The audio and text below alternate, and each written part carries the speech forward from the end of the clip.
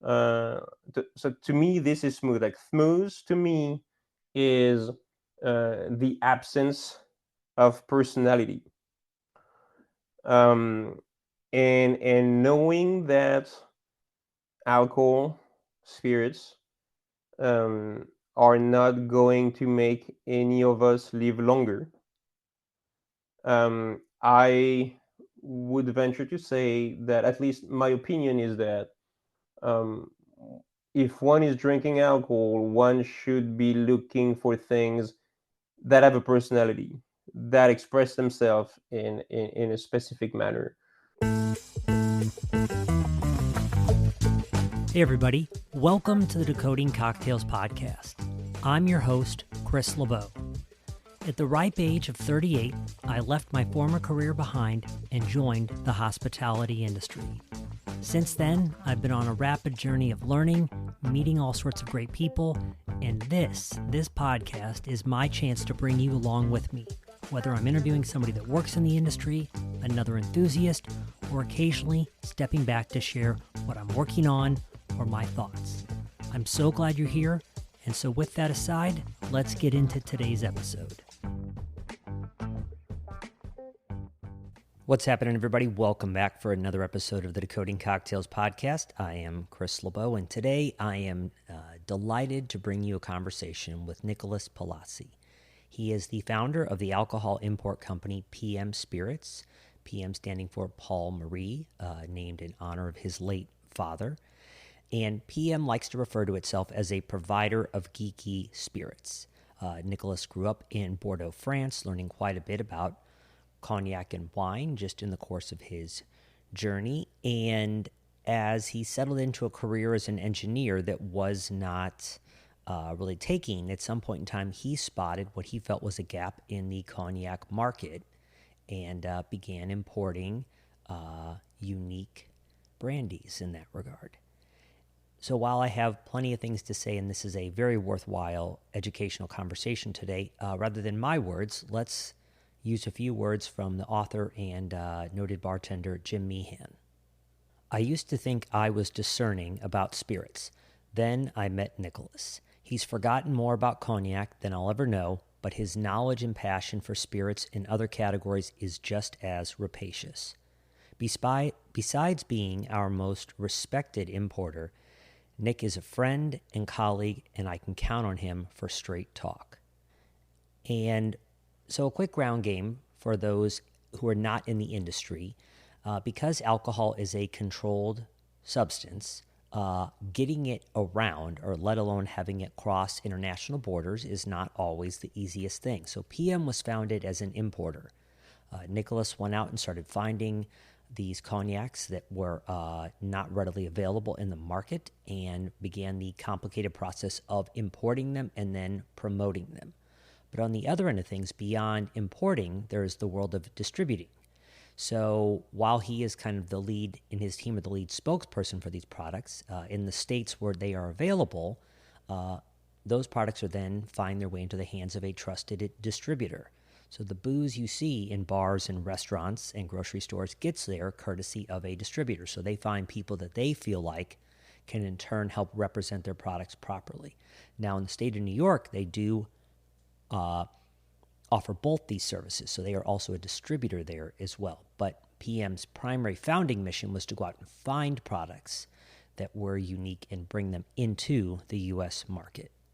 I have followed PM's work for a while, have written at times about a cocktail called the Ruffignac that I had in New Orleans, Tales of the Cocktail, which was made with one of their unaged Blanche Armagnacs called Cobra Fire. That is just it was a phenomenal cocktail. I was like, what is this? I need to know more about this company. And so I followed their work for a while, but I reached out because Nicolas had and all of their social media is just, it's either beautiful or very in your face, and I love it for both those reasons. But Nicolas held up a bottle of Calvados, French apple brandy, and said, do you know how hard it is to find Calvados that is without additives? Now, additives, for those of us who are really kind of anointed into the conversation, I feel like are more prevalent today because we're used to hearing about them courtesy of tequila and the work done by Tequila Matchmaker. And while I wasn't so naive to think that additives weren't in other products, it was interesting for me to think, what all are they in? And so when I reached out, Nicolas agreed, yeah, let's get together and talk. And so this is a very eye-opening, educational conversation for me, affirming in other ways, but it is one that is not worth missing.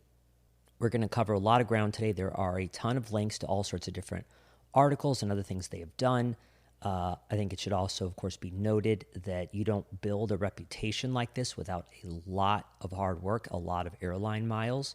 And so, in some of the pieces that I'd read, kind of highlight the work he goes to find these products and how hopefully rewarding, but also, I'm sure, exhausting at times it is. You can find more about PM Spirits online at pmspirits.com or at PM Spirits on the Instagrams. Nicholas's Instagram handle is Captain, but that's CAPTN Cognac. So CAPTN COGNAC. This is a fun conversation that I'm very excited to bring you. Enjoy.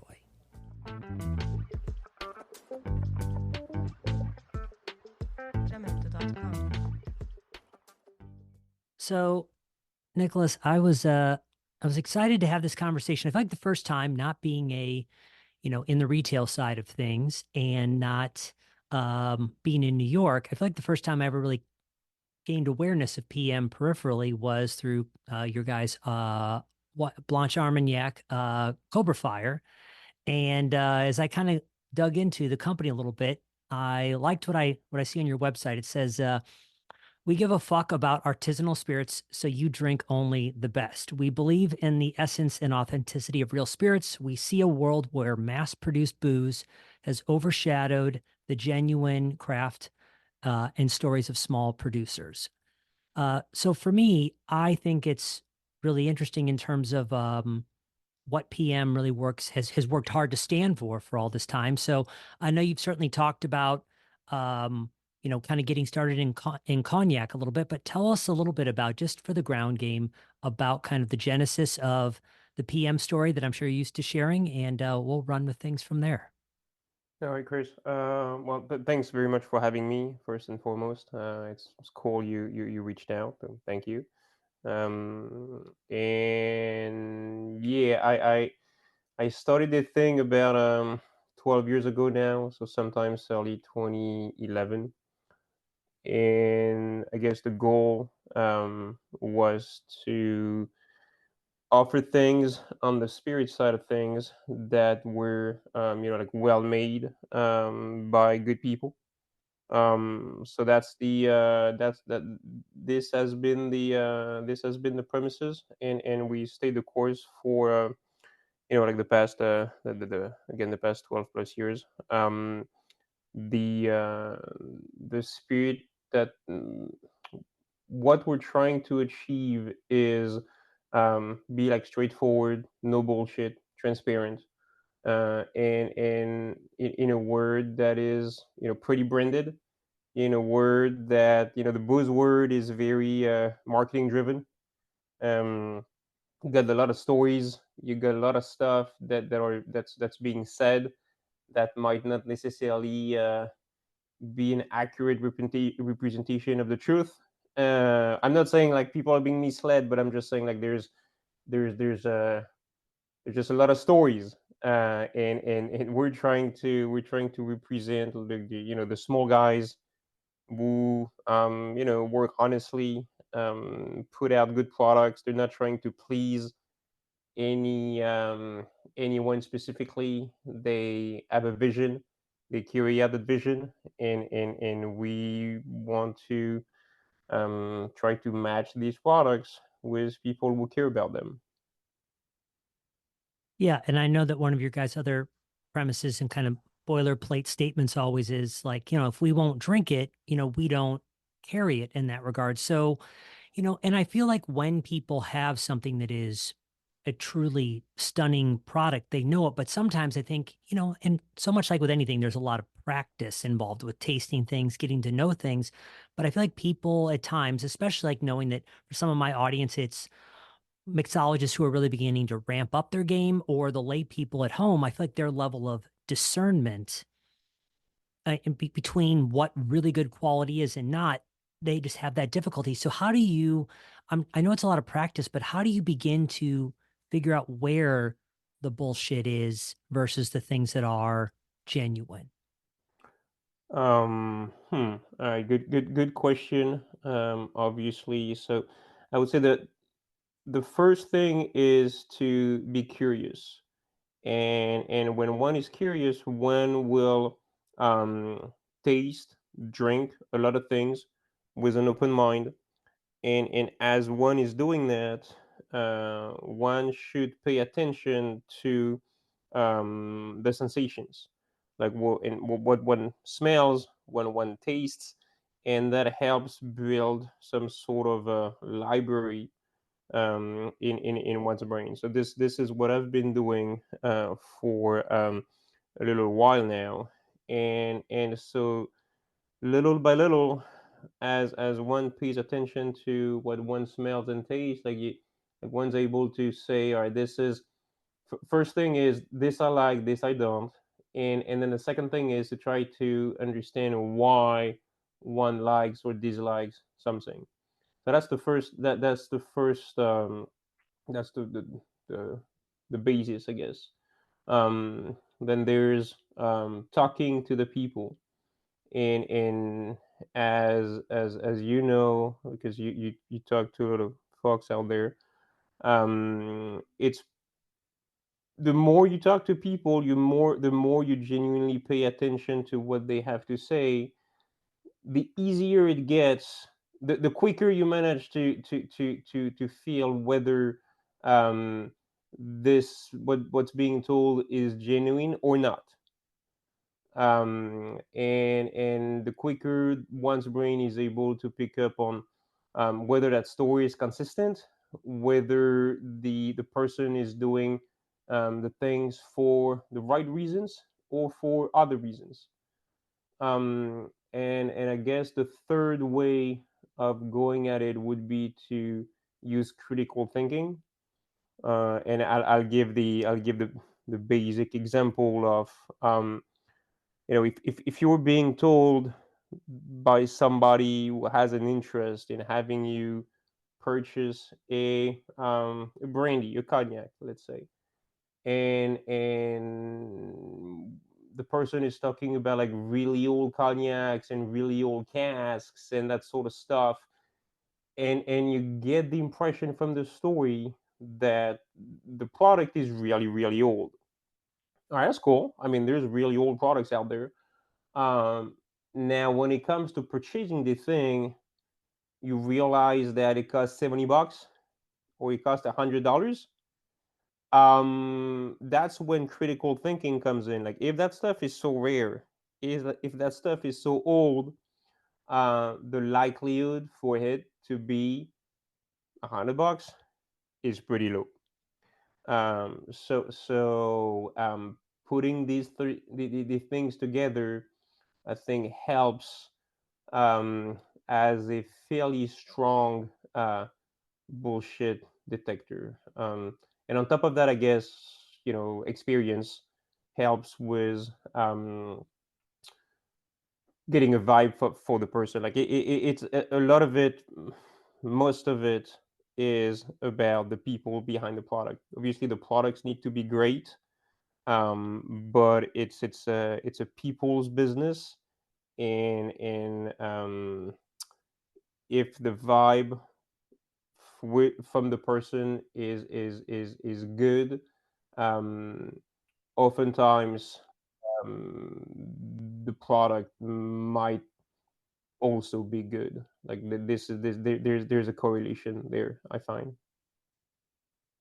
Yeah, I think what you're saying in part though is like a lot of times if something seems too good to be true, it probably isn't true in that regard. In terms of if it's really old cognac, it's probably not going to be $85 a bottle. It should be priced appropriately in that regard. And I think while there's probably a handful of them who are genuinely interested, I think in the era, to your point of marketing and there being plenty of it, in the era of the celebrity spirit, you know, most of these cases are famous people putting their names on a product. And it doesn't mean it's bad, but like this is about making money for the most part, as opposed to their in-depth love. A lot of times, if you probably dig into their story, you're going to discover, sure, they've had cocktails and spirits in their life, but like this isn't that they found a maker they couldn't live without. It was they needed an extension of their brand right there. Is it that maker that no one had discovered before,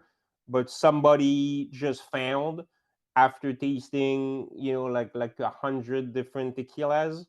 That maker doesn't exist. Like everybody has been looking for stuff, has been drinking stuff, for like decades, and the availability of stuff out there is absolutely tremendous. There are people making great stuff. There are people making bad stuff, but like the silver bullet of distiller, uh, it is not a thing. There's just a group of people who are making really good stuff, and one could source a product made by one such people. The greatest product on earth like doesn't it doesn't exist. Like all of a sudden this is that smells like giant bullshit. Um and, and so the like we're extremely pleased because we finally found the best tequila. Now this is like you need to make money, and you put your name on the label, and that's cool. I mean, I got nothing about against one making money with spirits. Like I'm running a for profit business, but I think that there needs to be consistency. Like the I don't want to tell lies. I don't want to make up stories. I want to be genuinely expressing, telling the story of somebody who really exists, why these people is making what these people are making those products the way they are, why it tastes like it does, why it costs what it costs, and therefore there's no I don't know. It's just the transparency, I guess, is something that I am pretty attached to. Hmm. So it was a comment you made about Calvados that actually made me reach out, but I figure maybe since agave is having a little bit more of a moment, we'll talk about that to get to Calvados. So I Mm, know as you guys in part branched into the agave world, one of the things that you uh, talked about was trying to figure out what are the things that make the potential discernible difference in the outcome of quality in an agave. And so for you mhm, guys, one of the things that's interesting is obviously there is the where it is grown, the plant varietal, et cetera. When it's tequila, we know the plant varietal that we're getting. mhm. Um, but for you, it was what it is cooked in is this idea that this is making an outsized difference. And so one of the things you guys did with your tequila is you are only pulling it in batches from, and I want to talk about the term small batch in a minute, Sure. because I know it's a term you guys bring up. But when you guys are making a run, you are sourcing it from a singular oven because that's something you guys feel like holds up on part of the quality of things, right? Talk to us a little bit about single oven tequila. Well, so I don't want to say that a single oven equals quality, because Sure. you could the quality obviously has to do with, first and foremost, the quality of the raw ingredients. So Sure. are these agaves ripe, how the leaves are being cut, and how much of it is being left on the pina, and then how fast or not so fast the stuff is cooked. All of this, and then obviously like the crushing and distillation, like all these parts play an important role in how the stuff is going to end up tasting like. But I do believe that there's a natural process from making things for making things, and that it, for if one wants to reduce costs, obviously one will want to try to speed things up, and that's when I have an issue. So I think that a traditional way of cooking an agave is using an oven as opposed to, say, a diffuser, which is like the more technologically advanced, quick way of extracting sugar from a plant. Um, the traditional way is what people were doing before there were any questions as to how can we make it faster and reduce our costs and maximize our profits. So again, like this is, I'm not trying to say we don't want to make a profit. We do, but we want for each step to be done the right way, and if it takes 72 hours, if it takes 100 hours, then it should. As to why we decided to go by the oven, um, so using ovens is the traditional way to cooking agave for tequila making, so that seemed like the right and obvious choice. As to why we're using this as a unit of production, well, that's simply because I am not a tequila expert, and I know what I want to smell and taste like in a tequila, so I had a pretty good idea of what I wanted the PM tequila to be like. But when I started to discuss with the distillery, and quantities came into play, people tend to ask you like, how many bottles do you want to make? You want to make 1,000 bottles, 10,000 bottles, 50,000 bottles, 100,000 bottles, and I have no idea. I don't know. Like I've never done it before, so I don't have any frame of reference. Therefore, because by training I am an engineer, I tend to look at something in terms of process, understanding the steps, and I tend to feel like these steps are going to dictate some of the reasoning. And therefore, one of like a an obvious you need to measure is how many agaves you fit in an oven, how many bars does it yield, and does it seem like a quantity that we can move during a reasonable amount of time or not. So the oven seemed for us like kind of seemed to make sense. So first, I appreciate you kind of pointing out, yeah, we need to make sure that we're growing healthy agaves first and they're being cared for properly along the way. So for you, one, because I guess when I heard you talk about the oven, so one, obviously it's, yeah, you're not Diageo, so you need to kind of order things in a sustainable manner that you can Correct. afford to put them out in. But yeah, well, I feel like when I heard you talking about ovens, but I wasn't sure if I heard you saying it all was I've heard like musicians before talk about, oh, when we wanted to record this album, we wanted this type of sound.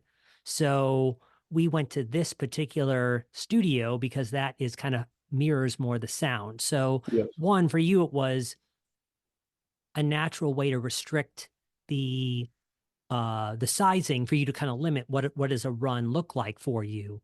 I didn't know how much the oven itself played into the characteristics you were hoping to pull off of those Very, agaves, very, right? very much. It plays very much into the qualities of the final product, because if you if you have a garbage, if you start with garbage, you end up distilling something that's not going to be good. And obviously, a lot of precursor of aromas and taste get created during the cooking process. So depending on how something is cooked and how long the thing is cooked for, and also like whether the cooking process is gradual or faster, this will impact the flavor profile of the thing. So cooking is definitely has a strong impact on the flavor profile, then obviously fermentation, and finally distillation. So each of those steps are pretty key. And again, like these, we're talking, as a chemist, I'm thinking, chemical reactions, and in a specific chemical reaction, like the transformation of something into something else, under regular conditions, will take a set amount of time. You can speed that up using catalysts. You could speed that up using temperature. You can speed that up using pressure. But it doesn't yield exactly, in terms of aroma and flavor, um, the the same outcomes, I guess. So if the natural reaction, the natural process, without it being helped out by technology, is 2 days, 3 days, a week, then that's I think that's what it should be. Yeah. Nope. That's certainly what I got from when I heard you. And we'll link out to your I heard you talk more about that with the Agave Social Club. So we'll link to that episode. Another thing I was curious about, and I know that temperature and all sorts of things can impact this, but I remember hearing you being asked about making a reposado or some kind of aged tequila, perhaps. Right. And you kind of Right. said, hey, I don't really have the time or the bandwidth for this. And I've certainly heard, when you're aging something in the Caribbean versus in France, perhaps, different climates is going to Mhm. equal different extractions, or the whiskey distillers are thinking about that where something is seated in a rick house for them. But you were certainly talking about that how rapidly you need to be tasting something that you are aging in that regard. And one, I guess, depends on what you want that final flavor to be. But particularly with a tequila, you were like, someone needs to be tasting this almost every week or so, something like that. So, I mean, again, hand of the maker, someone can make that decision. But for you, is this something that based on how you think a tequila should taste, that it should be? I think, there's often a thing about things that have been aged longer are just seen as more regal. When you're thinking about aging a tequila, is it something you would imagine maybe being more lightly aged so that the agave doesn't get covered up? Sure. I mean, I think that the in any distilled spirit that is being aged, I do believe that it's important to not bury the characteristic of the raw ingredient that the stuff is made from under a ton of wood. The same way, when I'm having a salad, I don't want it to be drowned in balsamic vinegar, because if I wanted to drink balsamic vinegar on its own, I could do it. I would like to taste the ingredients of that salad. Um, that's one aspect. Another thing that I would say is, um, each cask tends to be its own little word. Therefore, a cask may taste a specific way after a few weeks, a few months, and the cask right next to it, that has been filled with the same distillate at the same time, might have evolved in a different manner, quicker, slower, or just different. Um, Also, the speed at which aging occurs, again, chemical reaction, uh, that is being sped up by temperature. Like, temperature is a catalyst of chemical reactions, right? So therefore, the hotter it will be, the quicker some of these reaction may occur.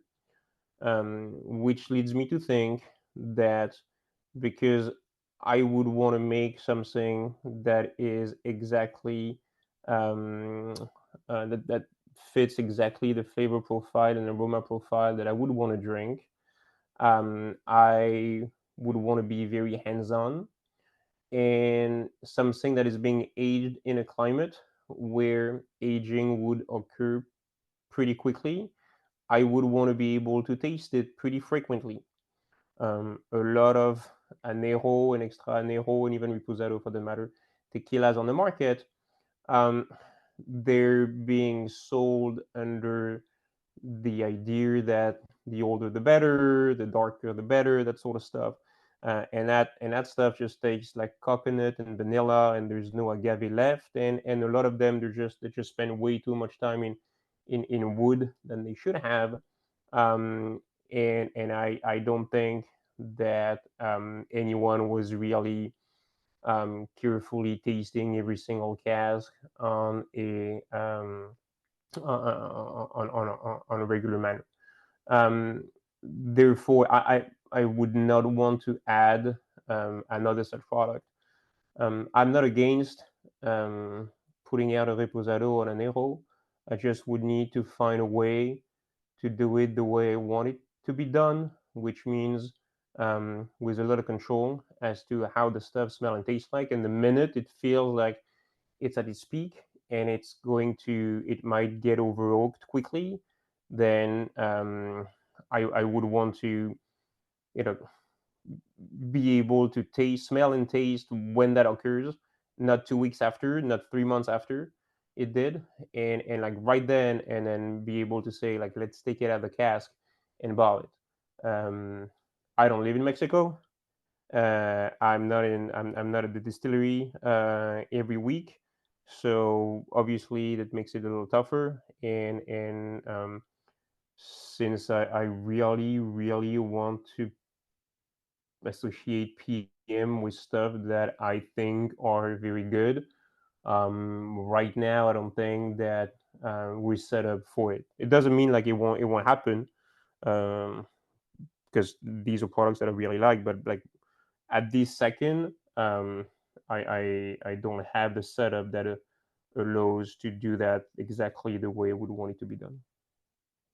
And I think to that regard, since I've heard it called up before, I mean, the tequila you have, unlike most of the stuff you have found the makers that you love versus the tequila was a project that you initiated. So like, in the other places you're buying the products you trust from those makers versus this is a driven project. So to that end, I know that as you got started with cognac, one of the things you talked about was that VS, VSOP in particular, XO, are these products that were on the market. So to your point of wanting the original product to be still, you can taste the raw ingredient alongside the aging with, if you move into with some of your cognacs into older aged products, I suppose if they're aged carefully, I mean, do you feel like it still is there, or what would your? I know part of your lens was I don't want to jump into the market with just another product that is already here. But what was your lens on cognac in terms of bringing something unique, but also was going to taste like the raw ingredient? So cognac obviously will tend to age um, less quick than something that might be aged under a warmer climate. So cognac will take longer to come together, and cognac will tend to take longer to get to its peak as far as aging. Um, Initially, when I first started to import products into the US, so again like 2011, um, I felt that the market for VS and VSOP was already pretty saturated. Obviously, the big brands that we all know are thriving on these age designations because they tend to be the lower priced cognacs um, in these respective brands lineups. Therefore, I felt that me coming to the market with AVS or VSOP, especially the cognac market, where a lot of people have heard about the word cognac, but know very little about it. Or if Mhm. they do know about it, it's some sort of like weird knowledge that is not really knowledge, that is like tainted by like what bigger brands may have, like the marketing message that bigger brands may have put in one's head, plus like the romantic idea that one created for oneself. So there's a lot of baggage to cognac, and therefore I would have come to market with artisanal VS and VSOPs made by like small guys in like not a lot of product available. It might be a cask, it might be a blend of several casks. Um, but that stuff would, the label would say VS and VSOP, but that stuff was bound to be more expensive than the VS and VSOPs that were already available in the market from those larger brands.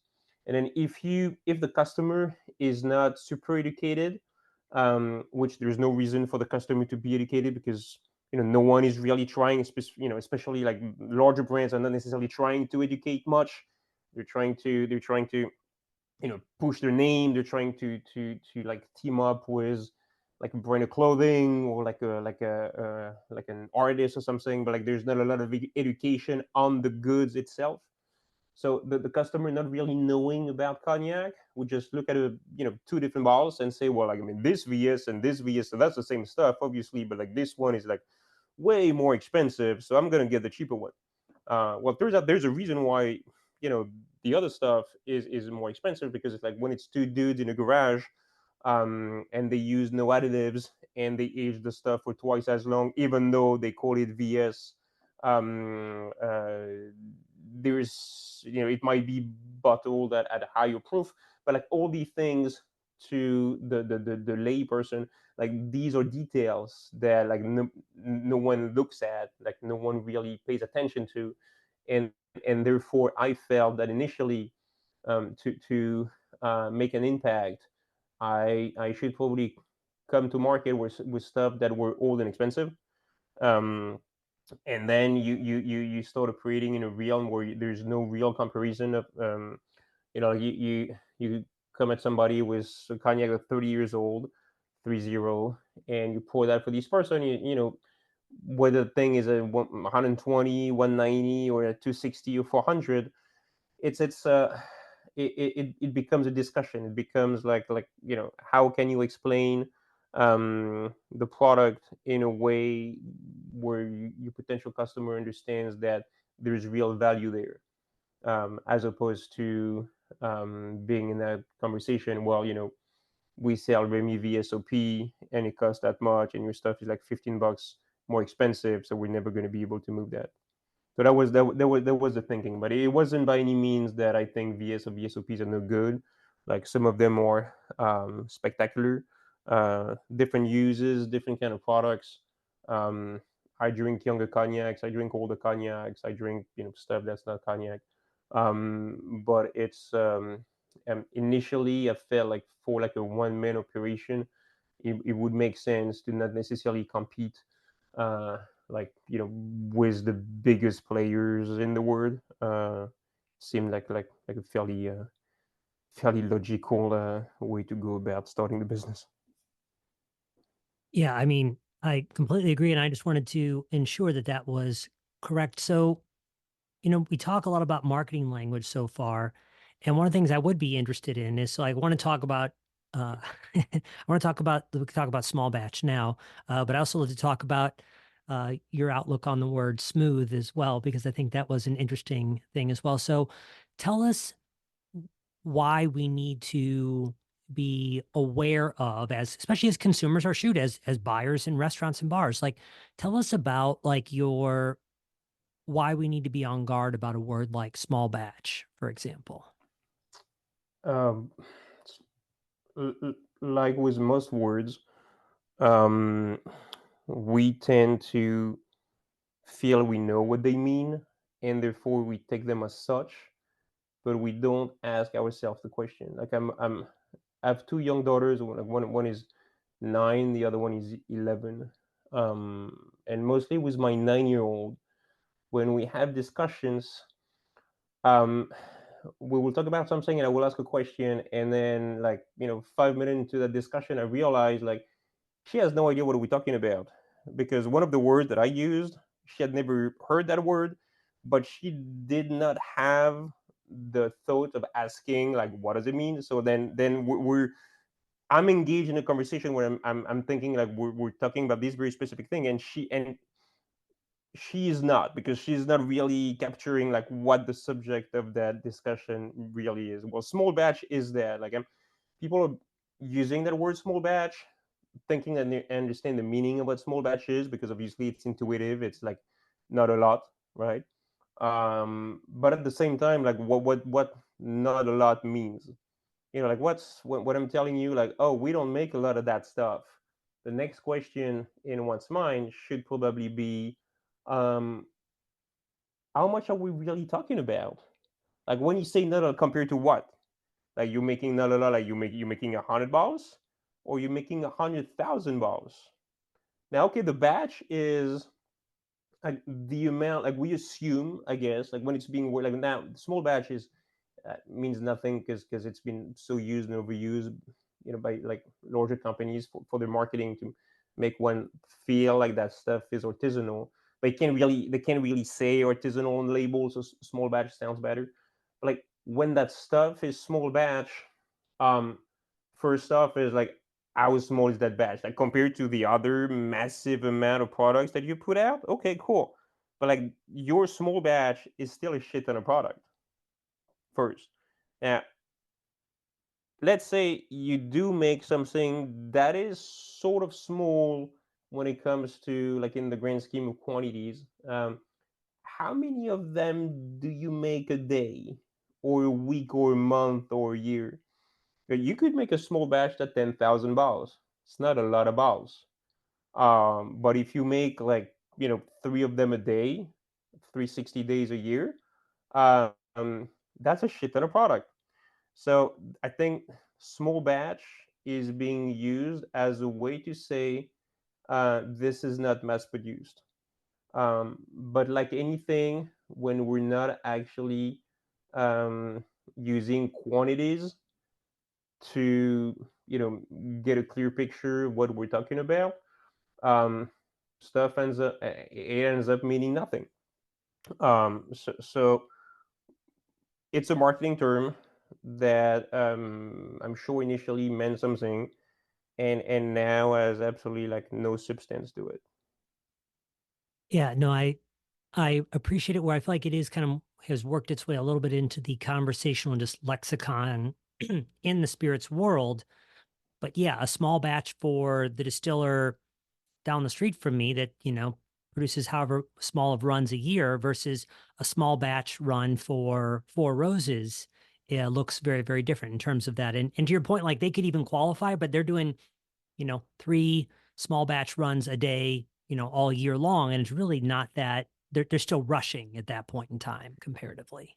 It's the same, like these words they need to not be taken, um, for what they are, and one need to look for more info. It's the same way as if you were like, hey, wow, that watch is cool, like, how much does it cost? And I'm like, oh, not much. I mean, you still don't know how much it costs, right? Like, I don't know what not much for you is, and maybe not much for you is more or less than not much for me. So we're not having a discussion. So when it comes to spirits, um, and because the word of spirits is very heavily branded, and because from a large brand standpoint, um, it is easier, safer to stay very loose with concepts, so you can tweak things, navigate around. Like this small batch initially might have been not a whole lot of balls, but then it becomes super successful. You got a few like viral TikTok videos, and all of a sudden, billions of people want your stuff. Um, you need to be able to, from a brand perspective, to piggyback on that quick success. Therefore, the looser things are, the easier you can maneuver. And so this is not necessarily helping the customer uh, navigate clearly the realm of spirits. So we're not using small batch, and whenever we're bottling something, or we're like, how we we're trying to be as transparent as we can as to the process, how much of the stuff is being made, why, and because we think that the customer is not a dummy, and we want to give facts. And then if you think that we're making too many balls, then all right, cool. Well, you think we're making too many balls, but at least like how many balls we make, as opposed to thinking that we don't make a whole lot, and maybe you're wrong.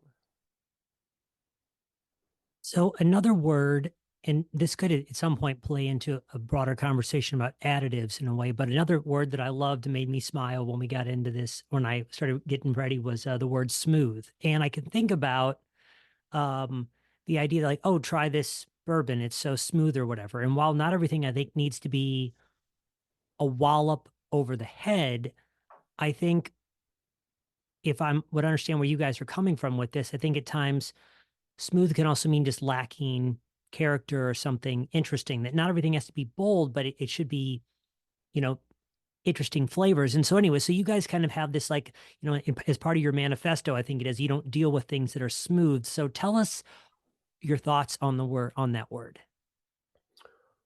um all right, I'm going to try to articulate that. um the word smooth tend to indicate that, apply to spirits, right? It tends to indicate that one is ingesting or putting in one's mouth, uh, something that is, um, that's easy, like something that will go down quick, and it doesn't have anything to do with the characteristics of the product.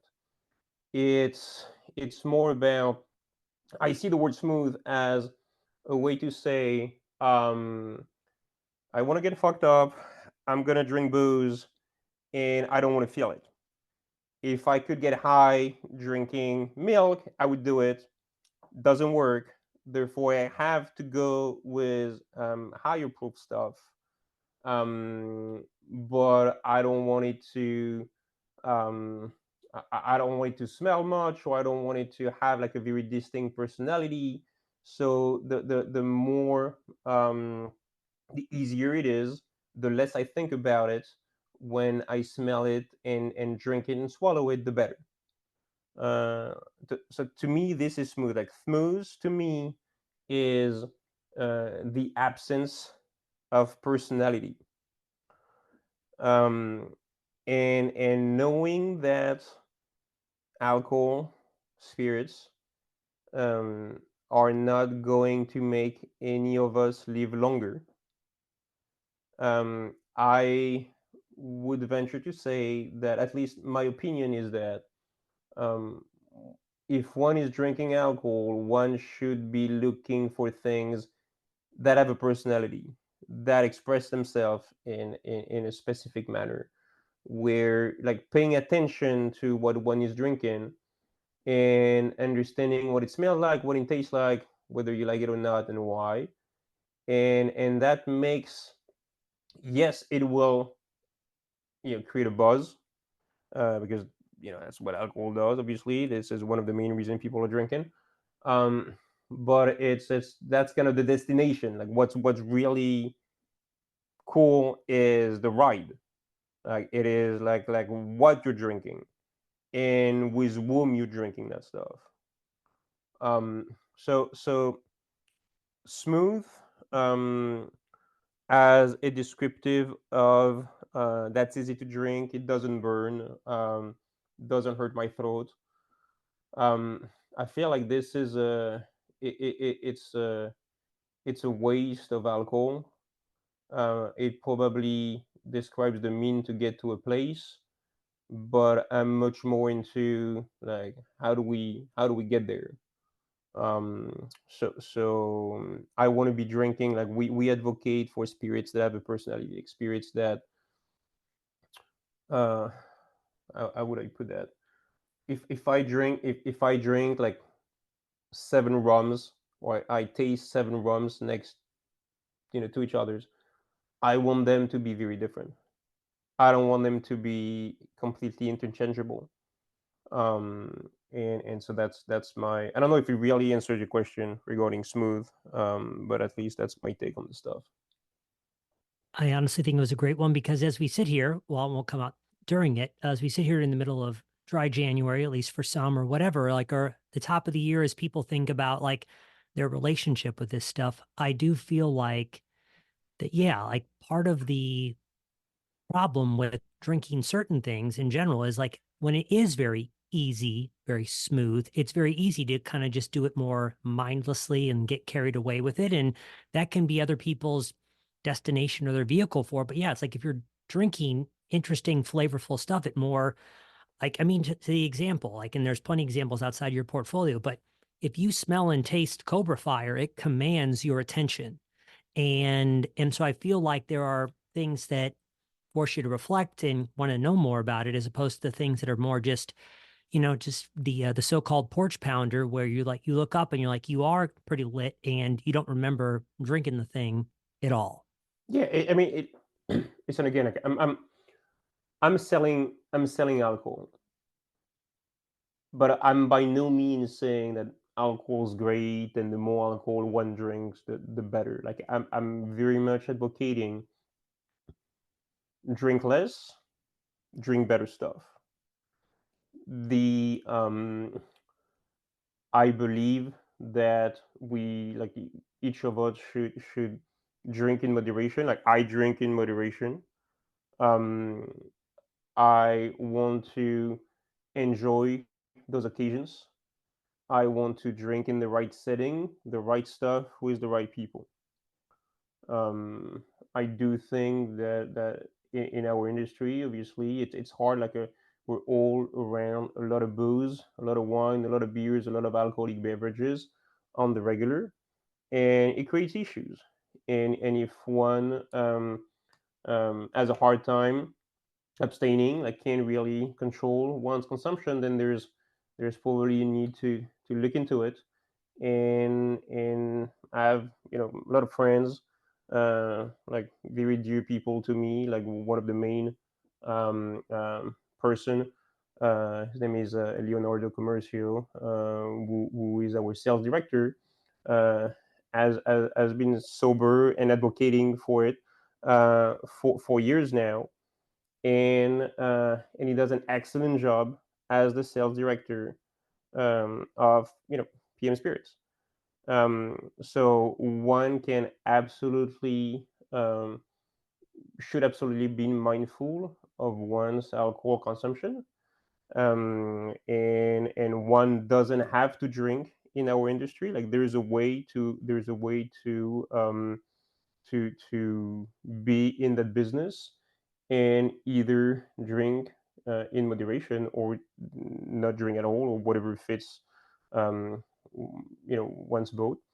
But I do believe that something alcohol without a personality are things, as you very well said, they, that stuff can be pounded pretty mindlessly, and and that's not good for anybody. It's not good for the person who drinks too much. It's not good for the person or around the person. So I think that, you know the drinking less, drinking better stuff is what we've been like. That's the reason why I studied PM. That's kind of like the one of the, like, the core tenets about, like, what we're trying to provide. Um, and I believe that's the, at least for me, that's the right path. Yeah. I have two other questions in mind, and if there's anything after that you want to get to at all, let me know. But one of the things that kind of caused me to reach out in the first place, so it feels like the conversation around additives is very heightened right now, in part due to, I feel like, tequila, at least in my lens, Tequila Matchmaker has kind of been on this Mm. hopefully noble, useful idea that, like, in your 100% agave tequila, there can be up to 1% of other products designed to Very, smooth it out. very useful, very useful. Like Grover did is doing a a fantastic job, and it's not easy, but I is more power to him, because I think this is changing the industry. But I'm sorry, go ahead. No. No, that's perfect.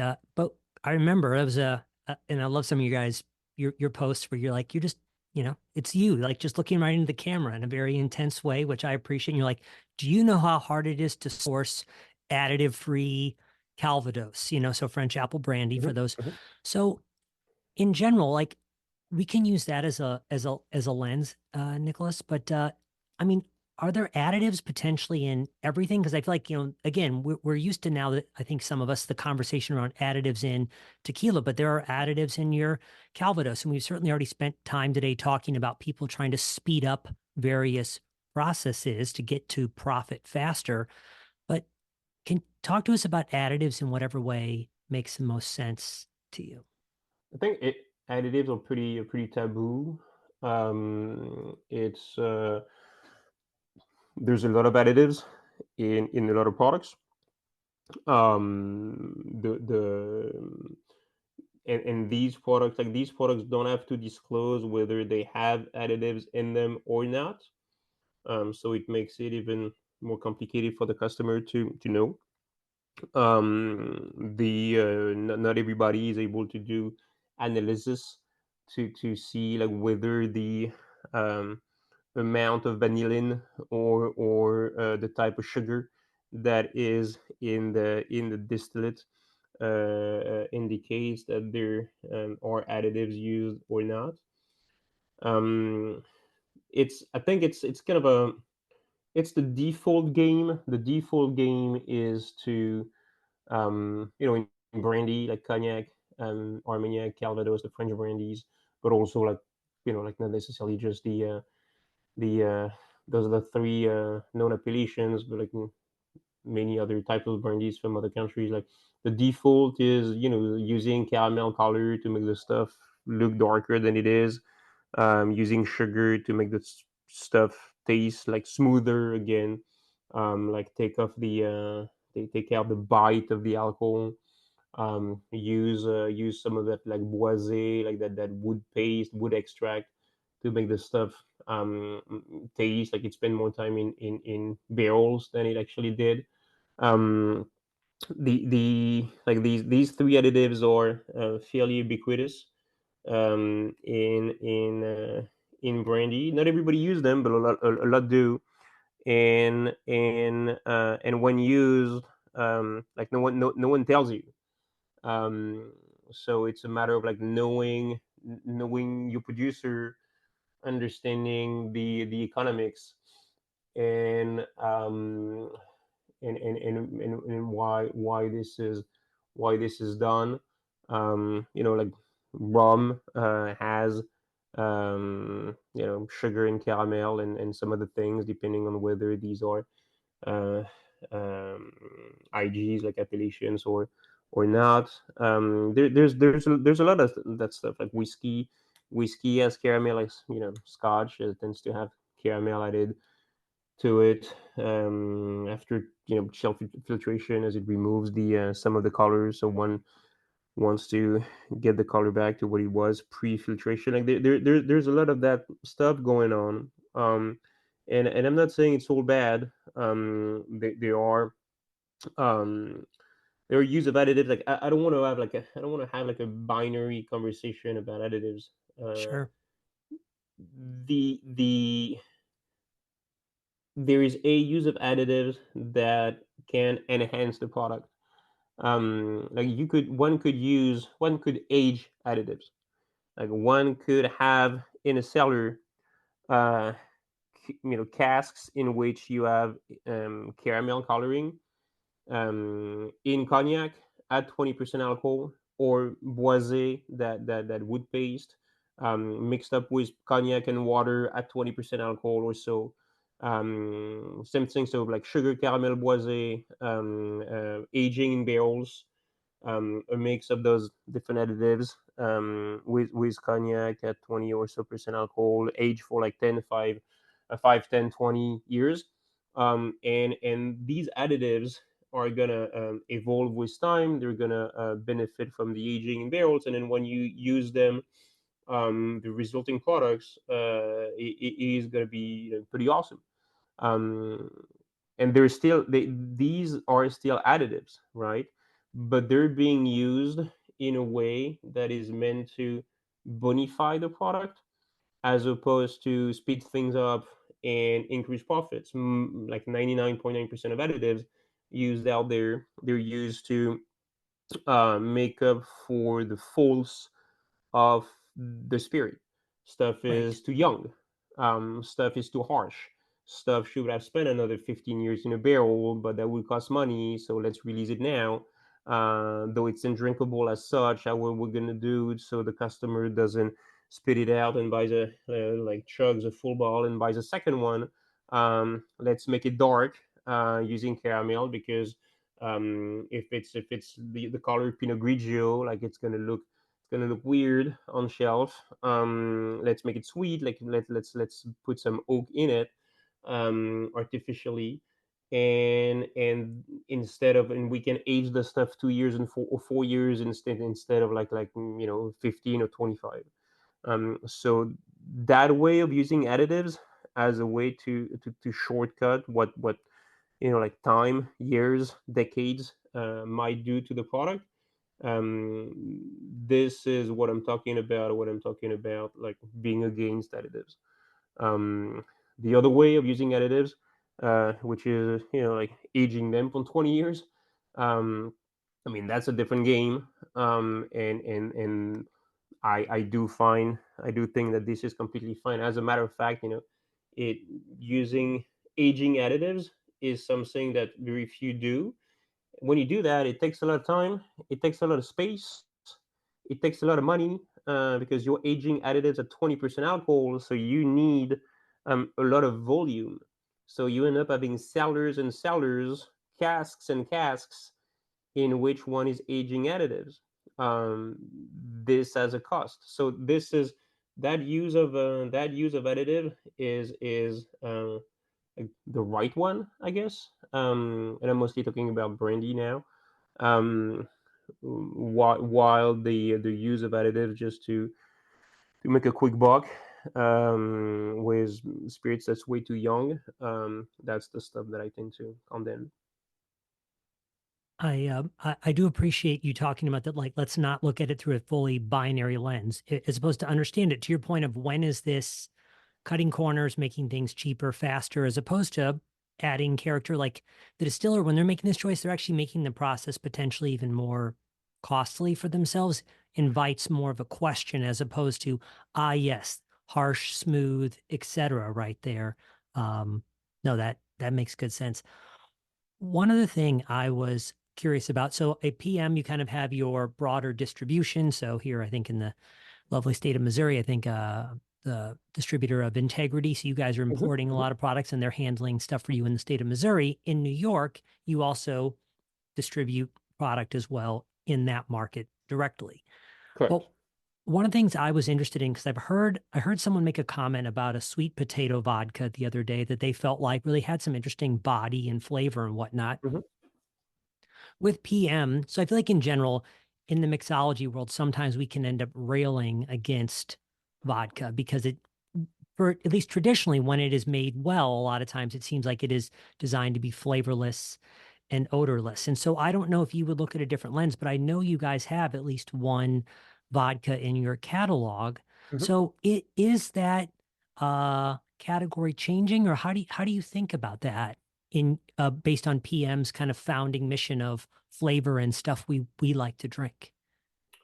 Um, all right. I tend to not have a binary vision of anything.